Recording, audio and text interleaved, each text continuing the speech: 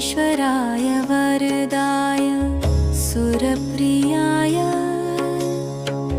लंबोदराय सकलाय जगद्धिताय नागाननाय श्रुतियज्ञ विभूषिताय गौरीसुताय गणनाथ नमो नमस्ते। भक्तार्तिनाशन